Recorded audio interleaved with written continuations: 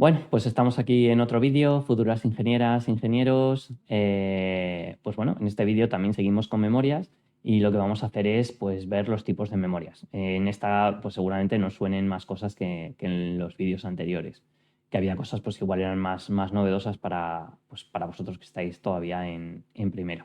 Bueno, pues vamos allá.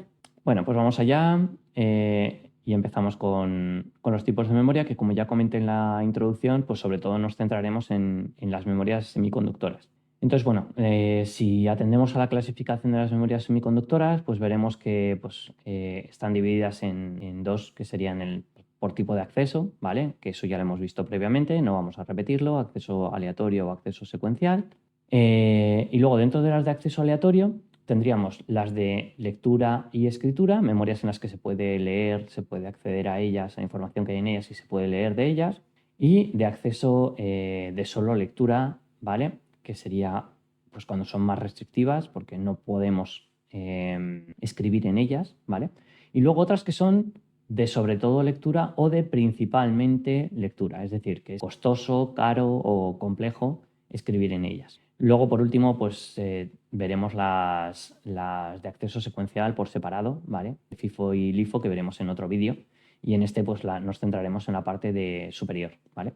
Que ahora vamos a ir desgranando. Bueno, en cuanto a memorias de lectura y escritura, tenemos las SRAM, las DRAM, que son dos tipos de RAM, que ahora comentaremos la diferencia. La S viene de Static, la D de Dynamic, ¿vale? Ahora hablaremos de ellas. La primera, de hecho, bastante más cara que la segunda, ¿vale? Lo veremos ahora. Las memorias de tipo flash, que son las que, pues, por ejemplo, tenemos en nuestros pendrives o utilizan de manera habitual los discos SSD, ¿vale? Y ese tipo de memorias. Luego veremos dentro de las memorias de solo lectura dos tipos, que son la ROM, que sería la que es una memoria puramente de solo lectura, la única que es pura de solo lectura. Y luego una que, bueno, es la PROM, que es la P viene de programable y indica programable que vamos a poder hacer algo con ella, ¿vale? Pero bueno, veremos que es muy limitado, entonces se considera de solo lectura. Y luego de las sobre todo, principalmente de lectura, veremos dos tipos. Una que sería la EPROM, ¿vale? Que sería, bueno, pues relativamente complejo escribir información en ella, ¿vale? Igual que en la EPROM, y veremos la diferencia entre una y otra. Son memorias que, bueno, pues si ahora mismo os vais a cualquier procesador por ahí, pues veréis que muchos los tienen internamente. Por ejemplo, pues si os vais a un microcontrolador que alguna vez hemos comentado en el canal de Arduino o en clase, que alguna vez hemos hablado de Arduino, pues veréis que son memorias que aparecen en la descripción del microcontrolador de Arduino, ¿vale? Y veréis que aparecen muchas de ellas, no solamente una. Es decir, un microcontrolador de Arduino, por ejemplo, pues tiene PROM, tiene flash, tiene RAM, ¿vale? Bueno, pues echadle un ojo y las veis. Nosotros vamos a empezar por la SRAM, ¿vale? Que sería la estática, como ya os decía antes, y que, bueno, está construida en base generalmente a 6 transistores, ¿vale? Que ya vimos en la asignatura. Esto hace que sea cara de construir. Entonces, bueno, como es cara, pues generalmente la utilizaremos para la jerarquía de memoria en la parte de arriba, ¿vale? ¿Por qué? Pues porque es cara, entonces vamos a tener poco almacenamiento, pero muy rápido. Entonces, pues bueno, estará en la jerarquía de memoria arriba de la pirámide. Bueno, básicamente en este tipo de memoria, una vez que los datos se almacenan, se mantienen mientras el módulo tenga energía, mientras le estemos pasando electricidad, ¿vale? Entonces, bueno, eso conlleva que también tiene un menor consumo, porque no necesita ser refrescada continuamente. Es decir, es el tipo de memoria que comentábamos antes, que es simplemente pues volátil, ¿vale? Pero no necesita refresco. ¿Para qué la utilizamos dentro del computador actualmente? Pues lo que comentábamos, para sitios donde hace falta memorias muy rápidas, ¿vale? Aunque tengan capacidad limitada. Entonces, bueno, pues por ejemplo, todos los registros, las cachés de la CPU, bueno, a veces buffers intermedios que hay entre routers o dentro de routers, ¿vale? Para direccionar información, buffers en impresoras, todo ese tipo de cosas suelen llevar este tipo de memoria, ¿vale? ¿Cuándo tenemos Dynamic RAM? Pues bueno, la Dynamic RAM es justamente la memoria que utilizamos como RAM generalmente en el equipo, lo que llamamos memoria principal, ¿vale? Bueno, es una memoria que está construida con un transistor y un condensador. Eso hace que sea mucho más barata de construir, pero el que esté principalmente usando un condensador conlleva que, como los condensadores con el tiempo pues pierden energía, vamos a tener que reescribir la información de esa memoria cada cierto tiempo. Entonces, bueno, pues básicamente pues es una memoria de tipo refresco de las que hay. ¿Cuándo se usa? Pues sobre todo, ya os digo, el sitio principal donde la utilizamos ahora mismo pues serían las memorias RAM. Una cosa interesante sobre sobre las de RAM, perdón, es que a veces veréis que tiene una S delante. La S no significa que sea estática y dinámica. De hecho, pues todas las DDR, ¿vale? De últimas generaciones son síncronas. Esa S viene de síncrona, ¿vale? Entonces, síncrona significa que está regida por un reloj. Simplemente que va a tener cuando emite información o cuando recibe información, cómo funciona esa memoria va a estar guiada por un reloj. Lo va a hacer mediante pulso, igual que funcionaría un procesador, como ya hemos visto. Si nos paramos a ver el diseño de entradas y salidas que tiene una memoria RAM, veremos que, bueno, pues tiene un esquema que vamos a poner ahora por aquí, ¿vale? Donde aparecen todos estos elementos que ahora iremos viendo. En la parte de arriba del esquema vemos que tiene una entrada A que tiene n bits, ¿vale? Y que, bueno, pues básicamente lo que definiría sería pues la entrada del bus de direcciones, de lo que viene del bus de direcciones. Entonces, eso lo que indicaría es qué posición de memoria queremos leer o escribir. La siguiente sería la señal de lectura o escritura, que sería, bueno, si la vemos en inglés, pues WR, y si la vemos en español, pues LE. Y que básicamente sería la señal que indica, pues por ejemplo, A0 lectura y A1 escritura, o al contrario, A1 lectura y A0 escritura. Normalmente, cuando la señal lleva una marca, como tenéis en el dibujo azul, que pone V/R y la R va negada, ¿vale? Tiene una barrita arriba, significaría que en este caso concreto, write sería A1 y read sería A0. Pero bueno, las memorias podrían funcionar igualmente de una manera o de otra. La entrada que está por ahí intermedia, que es una E, esa es un solo bit, ¿vale? Y no es un encendido o apagado. Es básicamente lo que llamamos una entrada de habilitación, que las tienen muchos chips, no solamente de tipo memoria, sino de muchos tipos. Y bueno, básicamente lo que nos dice es eso, cuándo va a estar encendido o apagado ese dispositivo, con lo cual si está apagado, pues podemos, por ejemplo, pues evitar que se esté escribiendo continuamente o que se esté leyendo continuamente de él y con ello pues gastando energía o lo que queramos. Y luego las otras dos bueno, entradas y salidas que tiene estos módulos serían, en este caso, pues, por terminar de ver todas las entradas, los datos de entrada, que serían marcados en la figura como DI, que en los que están entrando, en este caso, M bits. ¿Por qué entran M bits? Pues bueno, si os fijáis, esta RAM en el centro pone que es una RAM de 2 elevado a n por m.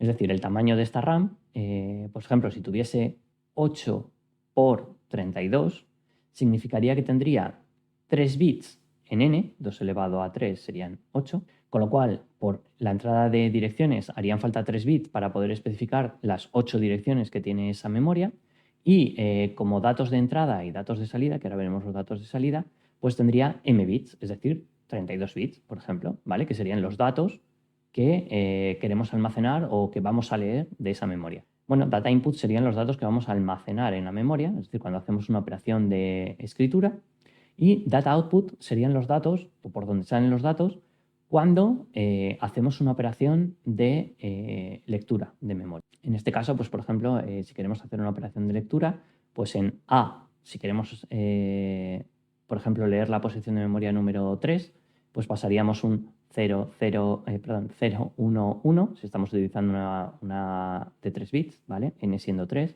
8 posiciones de memoria. Y por data output, lo que nos saldría sería el dato que ocupa la posición de memoria número 3, que puede haber un 20, un 80 o lo que sea. O sea, por ahí saldrían los 32 bits que tiene esa memoria como tamaño de palabra. Bueno, si vemos la organización de las memorias RAM, veremos que hay dos tipos de organización, la 2D y la 3D. Básicamente la 2D es más sencilla, es la que vamos a utilizar generalmente en clase para hacer los ejercicios, y la 3D, la veremos en la siguiente transparencia, bueno, un poquito diferente, ¿vale? Básicamente lo que se diferencia es en el número de codificadores. La memoria RAM y ROM, que luego veremos que es lo mismo, 2D, lo que tendría sería un solo decodificador al que llega la entrada que viene como dirección, ¿vale? Por la A, bueno, pues esos 3 bits que poníamos en el ejemplo de antes llegarían al decodificador y el decodificador de esa manera podría direccionar hasta 8 palabras de memoria, ¿vale? De la 0 a la 7. Y bueno, luego eso ya vemos que en este tipo de construcción, pues todas las salidas de todas las palabras van a un multiplexor, porque como solamente vamos a leer una salida, una palabra cada vez, pues lo que nos interesa es recoger todas las posibles salidas que hay y llevarlas hacia un único sitio. Es decir, lo que tenemos es una confluencia de canales y ya vimos, cuando vimos los circuitos lógicos combinacionales, que el multiplexor se utilizaba justamente para eso.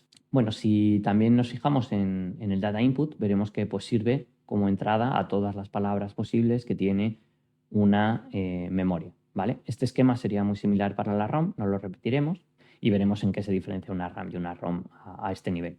El otro esquema que íbamos a comentar es el de la organización 3D, ¿vale? Básicamente se organizan, en este caso, pues las memorias utilizando 2 decodificadores, donde la mitad de los bits que conforman la dirección entran a un decodificador y la otra mitad de los bits que conforman la dirección entran a otro decodificador, ¿vale? Por ejemplo, pues si para una dirección de memoria teníamos antes 3 bits, pues en este caso, como no son pares, pues a un decodificador que no tendría sentido llegaría a 1, no tiene sentido porque 1 siempre daría de salida 1, ¿vale? Y al otro llegarían 2, que ahí sí que tendría sentido porque, bueno, pues esas 2 entradas me proporcionarían hasta 4 salidas en el decodificador. Si tengo un bus de 4 bits de direcciones, en ese caso sí podría tener, por ejemplo, 2 decodificadores con sentido ya, en el cual 2 bits llegarían a un decodificador y 2 bits a otro. Entonces, lo que ocurre básicamente en este tipo de memorias es que activaríamos un decodificador con esos 2 bits, los 2 bits menos significativos de la dirección, activaríamos con los 2 bits más significativos de la dirección otra posición del decodificador y se produciría un punto de encuentro, ¿vale? Que son lo que tenéis en el vídeo con unos circulitos rojos. Bueno, pues eso lo que me da es un punto en el cual, pues digamos que ambas señales están activas en un momento dado, ¿vale? Que puede ser, por ejemplo, pues la posición número 1 del decodificador de la izquierda y la posición número 2 del decodificador superior. Eso me dará un punto en el que confluyen ambas y sabré que confluyen porque si pongo una puerta AND, que es lo que tenéis en la parte derecha, que es el mismo circulito rojo que habría en todos los sitios donde está el circulito rojo, pues ahí yo lo que os he puesto es una especie de zoom sobre ese circuito, ¿vale? Donde tendríamos una puerta AND que nos daría la habilitación a cada palabra de memoria. Bueno, vamos a ver ahora cómo podríamos aumentar el ancho de palabra, ¿vale? Y pues bueno, lo que vamos a ver básicamente es que pues para aumentar el ancho de palabra de una memoria, lo que vamos a tener que hacer es multiplicar el número de chips que estamos utilizando, ¿vale? Y lo que tenemos que ver es cómo los conectamos. Bueno, pues aquí lo que tenemos es un chip que originalmente teníamos de 1K por 1, es decir, el ejemplo que vamos a hacer ahora mismo es construir una memoria de 1K por 2, aumentar el ancho de palabra, ¿vale? Sería construir una memoria que inicialmente tenía un bit de ancho de palabra, ahora va a pasar a tener 2 bits de ancho de palabra. En este caso concreto, pues la memoria de la que partimos es de 1K por 1 y la memoria de destino que queremos obtener es de 1K por 2. Entonces, ¿cómo lo hacemos? Bueno, generalmente, no es obligatorio, pero generalmente la solemos colocar en horizontal, ¿vale? Y bueno, pues vemos cuántos bits entrarían a cada módulo. Bueno, pues si vemos los módulos, veremos que por separado, a un módulo de 1K por 1, debería entrarles, tal y como habíamos visto antes, pues 1K, suficientes bits para direccionar 1K de direcciones. 1K es 2 elevado a 10, es decir, necesitamos 10 bits en la entrada A, ¿vale? En la entrada de direcciones. Necesitamos un bit en la entrada data input y data output, ¿vale? Porque va a salir de esa memoria un solo bit, o un 0 o un 1, ¿vale? Y lo que queremos es que a partir de que nosotros la construyamos, en vez de salir o un 0 o un 1, de la memoria global que vamos a construir salga o un 00, o un 01, o un 10, o un 11, ¿vale? Que sería pues juntar el bit que sale de la primera memoria, la que tenemos a la izquierda, con el bit que sale de la segunda memoria, de la memoria de la derecha. Vale, ¿eso qué quiere decir? Pues que cuando vayamos a acceder a una determinada posición de la memoria RAM, por ejemplo, a la posición número 3, me va a interesar acceder a la posición número 3 de ambas memorias a la vez. Es decir, accedería a la número 3 a la posición número 3 de la memoria RAM de la izquierda y a la posición número 3 de la RAM de la derecha. Eso quiere decir que el bus de direcciones tiene que ser el mismo en ambos, ¿vale? Además, como voy a acceder a ellas de manera simultánea, tanto para leerlas como para escribirlas, tanto las entradas de habilitación como las señales de lectura y escritura tienen que ser idénticas en ambas, ¿vale? Entonces, por eso vemos que están interconectadas, ¿vale? Bueno, con eso hemos terminado de ver lo que serían todas las interconexiones de datos, habilitación, entrada y salida, perdón, lectura y escritura, y me faltan las de entrada y salida de datos. Bueno, pues de cada memoria salen y entran un bit, ¿vale? Entonces lo único que vamos a hacer es juntar esos dos bits, es como si tuviésemos dos cables, ¿vale? Uno que sería el cable que sale de la primera memoria, ¿vale? Que sería el de allí, y otro que sale el de la segunda memoria, que es este de aquí. Entonces confluyen, se juntan y es como si ahora tuviese dos cables, con lo cual tengo dos bits, ¿vale? Por un cable se está transmitiendo un bit y por otro. Si los pongo juntos, pues si en uno no hay corriente y en el otro hay corriente, pues tendré un 0,1. Si en los dos hay corriente, tendré un 1,1, ¿vale? Ya tengo la información, digamos, de las dos memorias juntas. Y lo mismo pasaría con los datos de entrada. Lo que va a ocurrir es que tendremos un bus de n cables, por verlo así, ¿vale? Más fácil, o n pistas, ¿vale? Y esas pistas se van a dividir para ir a cada uno de los chips que corresponden. Vale, pues si queremos aumentar el ancho de palabra, que sería lo otro que podemos hacer con las memorias para extenderlas, lo que haríamos sería colocarlas generalmente, no es obligatorio de nuevo, en horizontal, en vertical. Y lo que haríamos en ese caso es colocar un decodificador al inicio y un multiplexor al final. Entonces, en este caso, como vamos a acceder a un mayor número de direcciones de memoria, no va a ser la conexión como veíamos antes, sino que va a ser algo diferente, ¿vale? En este caso, vamos a poner un ejemplo de cómo a partir de módulos de 1K por 1, los mismos que teníamos antes, para que veáis la diferencia, construir una memoria de 2K por 2. Eso significa que necesitamos tener un mayor número de direcciones de memoria. En concreto, 2K son 2 elevado a 11. Es decir, necesitamos un bus de direcciones de 11 bits, que es justamente lo que veis detrás de la A, que tenéis ahí a la izquierda en el vídeo, en el dibujo, en el que salen 11 bits. Esos 11 bits lo que van a hacer es 10 de ellos, los menos significativos, los que están a la derecha, ¿vale? De esos 11 bits, los vamos a pasar como entrada de direcciones a cada uno de los chips de RAM, ¿vale? Porque al chip de RAM entran un K, o sea, direcciones tienen que ser 10, 2 a la 10, ¿vale? Tienen que ser 10 bits de direcciones obligatoriamente. Y el bit sobrante lo vamos a llevar a un decodificador que nos va a servir pues, cuando está a 0 para irme a una de las direcciones de arriba y cuando está a 1 a una de las direcciones de la RAM de abajo, ¿vale?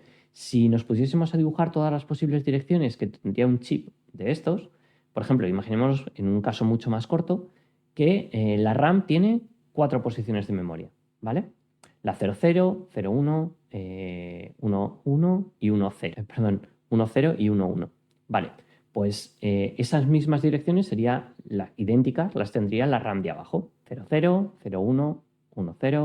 ¿Qué pasa ahora si quiero tener direcciones únicas? Pues que tengo que añadir un bit más, ¿vale? Pues si yo lo añadiese a la izquierda, vería cómo todos los del primer bloque de RAM serían ceros. La 000, 001,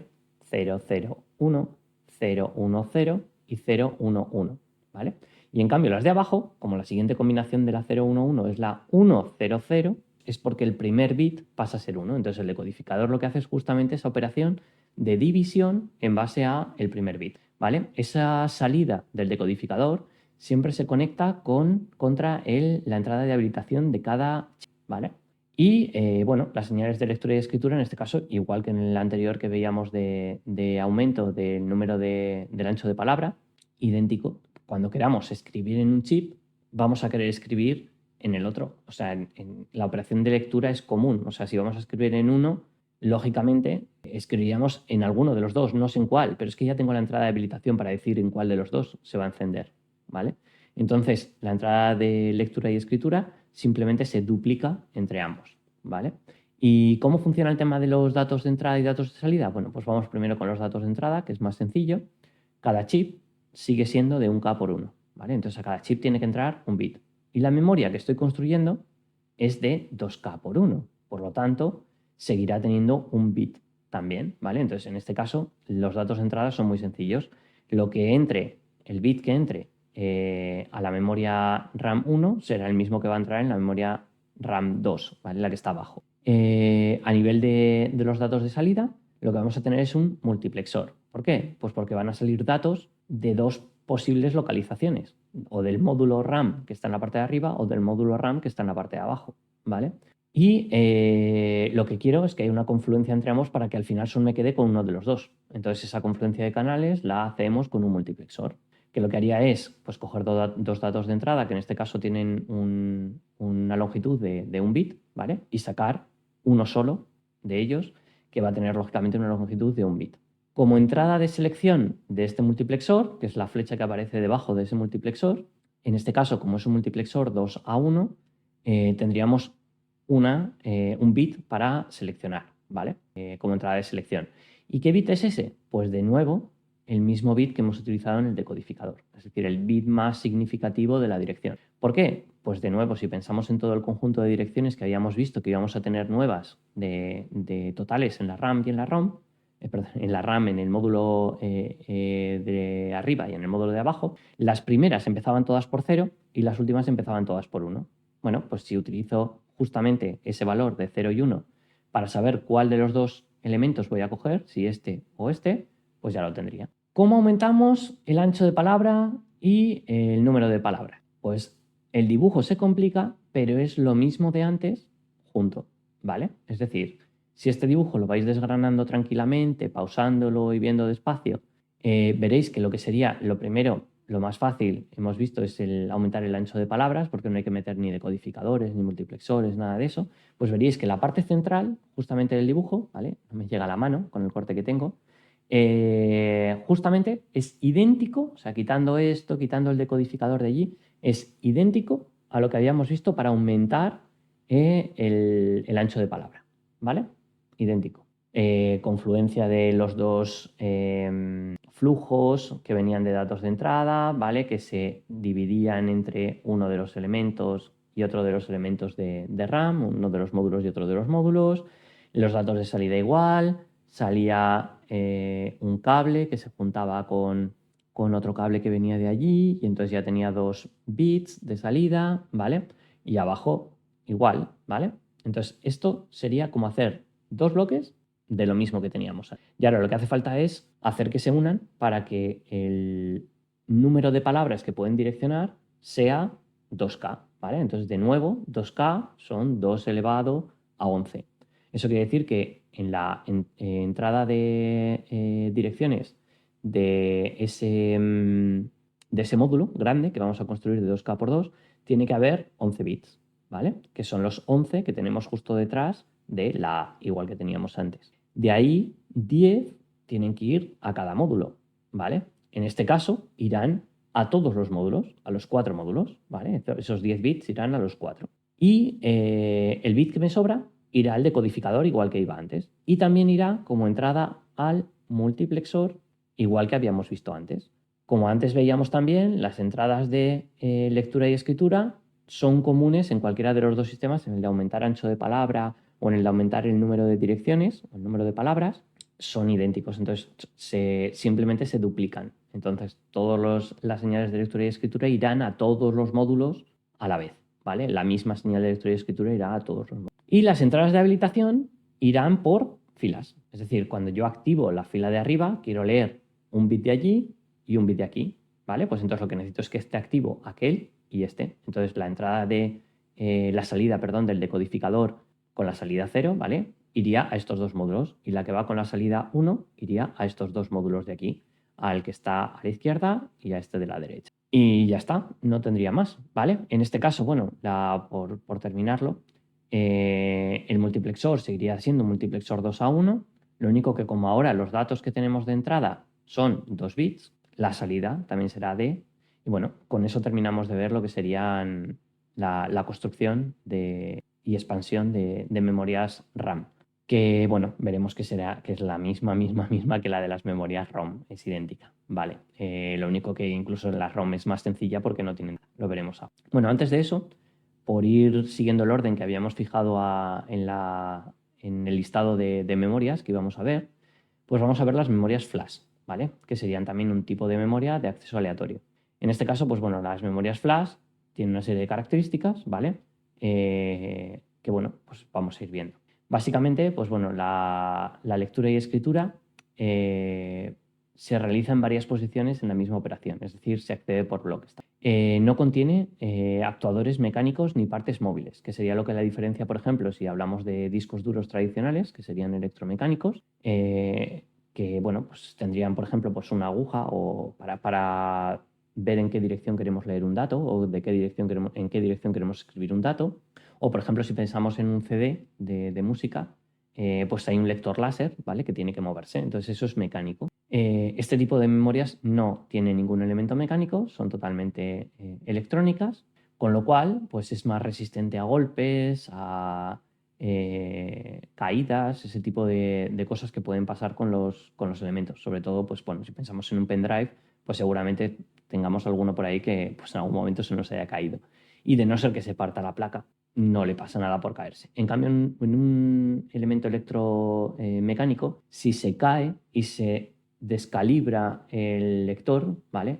Por ejemplo, el láser, ¿vale? Ya no está en la posición que debería estar exactamente, sino unas micras más a la derecha o más a la izquierda, la información no se va a leer correctamente. También tiene la ventaja de que al no tener partes mecánicas, que generalmente se tienen que mover con algún tipo de motor, ¿vale? Pues es más silencioso, ¿vale? Y tiene también un menor consumo. ¿Desventajas? Pues también tiene un número limitado de lecturas, ¿vale? Y escritos. Bueno, generalmente se suele decir porque la típica restricción más cercana que tenemos, ¿vale? Pueden tener restricción de lecturas, pero la más cercana es la de las que serían, pues bueno, tanto de escrituras como de borrados. Y bueno, hablamos de que, bueno, dependiendo de cómo están construidas, porque hay diferentes tecnologías dentro de las memorias flash, pues hablamos de entre 10.000 y 1.000.000 aproximadamente de escrituras para que una determinada celda deje de estar en buenas condiciones, se marque como errónea o guarde erróneamente datos, ¿vale? Pero bueno, para evitar este problema, generalmente los discos duros, por ejemplo, SSD, tienen una controladora que lleva un control de cuántas veces se ha escrito cada celda para intentar no escribir las mismas celdas continuamente, sino escribir siempre en celdas diferentes con el objetivo de no llegar a ese límite y hacer que parte del disco duro se quede inservible. A nivel de fabricación, pues actualmente las memorias flash se suelen fabricar o con puertas NOR o con puertas NAND.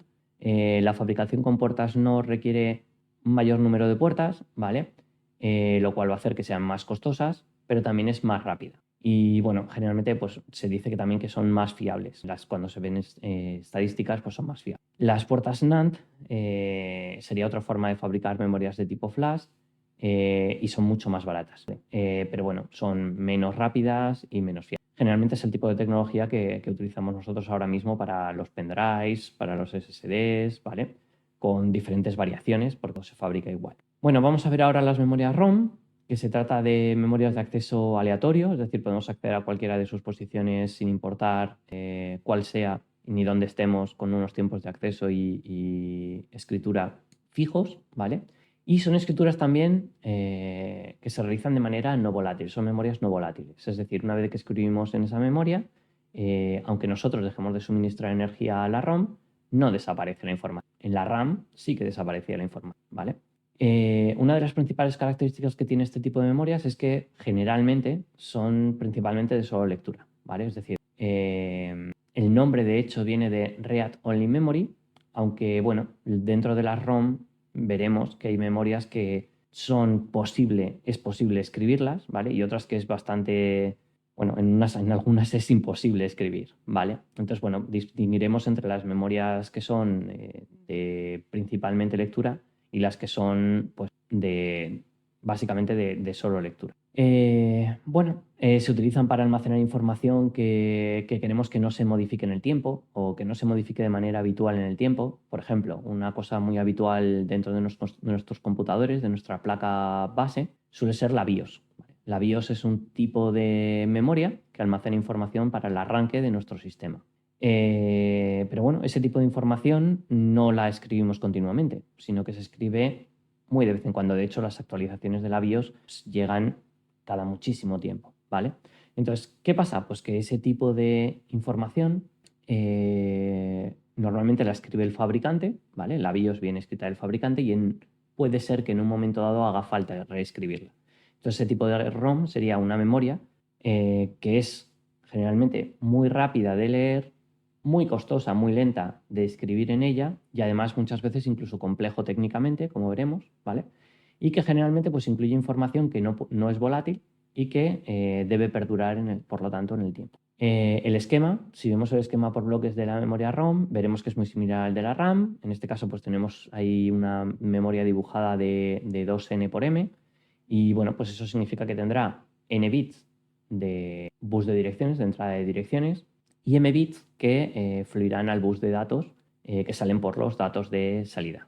No tiene datos de entrada, ¿vale? Y tampoco tiene señal de lectura y escritura, porque en la ROM no se puede escribir. Entonces, en una ROM pura no podríamos. Vale, si queremos aumentar el ancho de palabra en este tipo de memorias, pues bueno, lo que nos vamos a encontrar es que es igual, idéntico a como lo hemos visto para la RAM, ¿vale?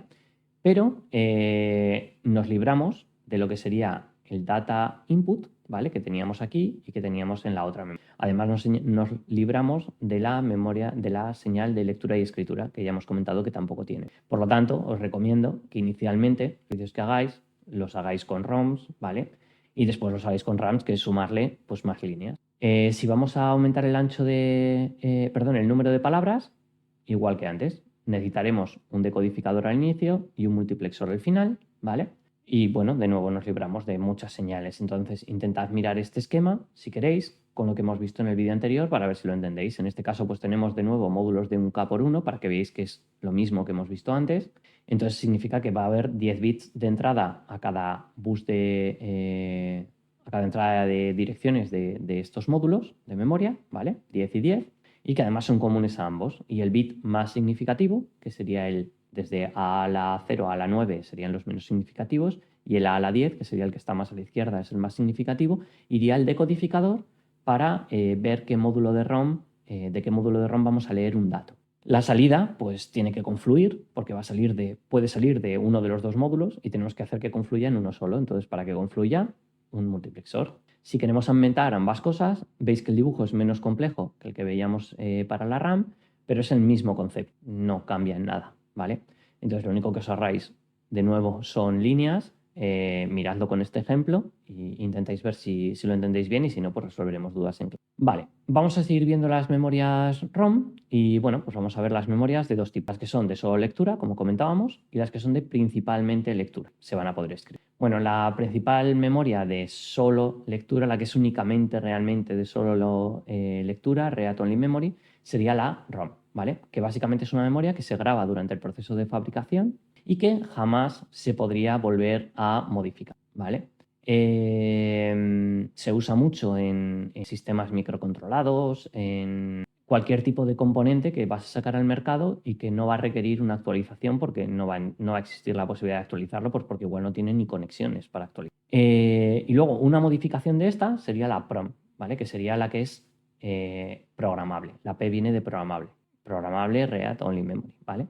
Que básicamente sería una memoria que electrónicamente podemos escribirla, ¿vale? Pero ¿qué pasa? Pues que va a ser muy lenta de escribir.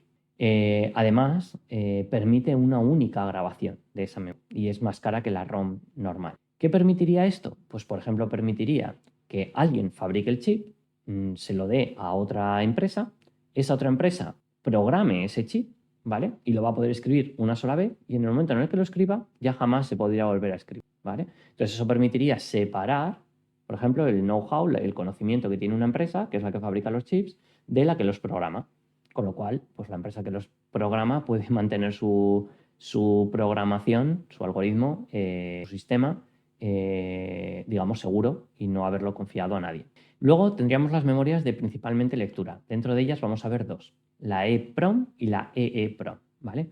La EEPROM básicamente es una memoria que es complejo volverla a escribir, se puede escribir, ¿vale? Se puede escribir varias veces, pero para escribirla hacen falta rayos ultravioletas. Y además, para escribirla hace falta borrarla entera, ¿vale? Que el borrado es con lo que se hace con rayos ultravioleta. Entonces, una vez que está escrita, hasta que no le pasásemos rayos ultravioleta, no se borraría, ¿vale? Y una vez borrada podríamos volver a escribir. Y luego tenemos la EEPROM, que sería Electrically Erasable, es decir, igual que la anterior es borrable, ¿vale? Pero en este caso es borrable eléctricamente, ¿vale? Podemos borrar selectivamente, es decir, no hace falta borrarla entera, la memoria, en este caso, es más cara que la anterior, ¿vale? Pero podemos borrar selectivamente byte a byte, lo cual, pero bueno, es muy lenta de borrar. Entonces es un tipo de memoria que utilizamos mucho, de hecho en los microcontroladores, como comentábamos, Arduino y demás, tienen este tipo de memoria. Es más cara que las anteriores, ¿vale? Pero va a permitir poder en un momento dado reescribirse. Y con esto terminamos el vídeo, porque lo que nos queda de ver en el siguiente pues son FIFO y LIFO, que van por otro tipo de concepto de lo que estábamos viendo hasta ahora de RAMs y ROMs y Flash, que hemos metido por meterlas todas ya juntas, ¿vale? Y lo otro tendría que ver más con el tipo de acceso a la memoria, que sería pues, lo que veremos en el siguiente vídeo. Así que bueno, pues muchas gracias por haber atendido este vídeo y nos vemos en el siguiente. Hasta luego.